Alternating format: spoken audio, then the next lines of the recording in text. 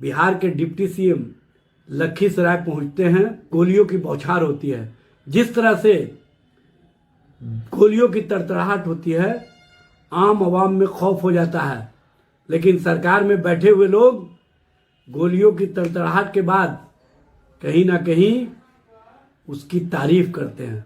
यह स्पष्ट करता है कि बिहार में एक तरफ भारतीय जनता पार्टी के नेता कानून और कानून का हवाला देकर के अपराधियों को बिहार छोड़ने की बात कर रहे हैं, और दूसरी ओर दूसरे डिप्टी सीएम अपराधियों को महिमा मंडित कर रहे हैं। खुलेआम फायरिंग हो रही है, खुलेआम गोलियों की तड़तड़ाहट हो रही है, और सत्ता के मद में बैठे हुए लोग वैसे लोगों को संरक्षित कर रहे हैं जो गोलियों की बौछार कर रहे हैं। जनता पार्टी के नेता और एनडीए के लोग सरकार बनने के बाद ये दावा करते थे कि अपराधियों को या तो बिहार छोड़ना होगा या उन्हें जेल की सलाखों में जाना होगा।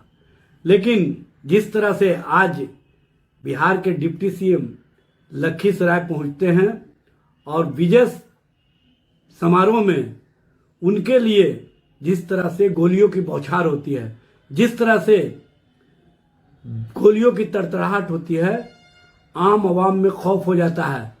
लेकिन सरकार में बैठे हुए लोग गोलियों की तड़तड़ाहट के बाद कहीं ना कहीं उसकी तारीफ करते हैं। यह स्पष्ट करता है कि बिहार में एक तरफ भारतीय जनता पार्टी के नेता कानून और कानून का हवाला देकर के अपराधियों को बिहार छोड़ने की बात कर रहे हैं, और दूसरी ओर दूसरे डिप्टी सीएम अपराधियों को महिमा मंडित कर रहे हैं। खुलेआम फायरिंग हो रही है, खुलेआम गोलियों की तड़तड़ाहट हो रही है, और सत्ता के मद में बैठे हुए लोग वैसे लोगों को संरक्षित कर रहे हैं जो गोलियों की बौछार कर रहे हैं।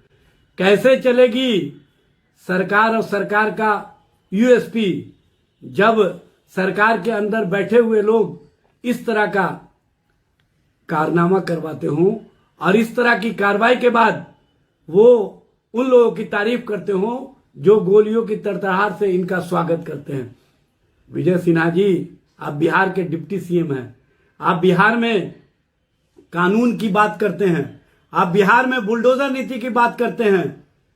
अब आपका बुलडोजर नीति कहां चला गया जब आपके स्वागत में गोलियों की बौछार होती है?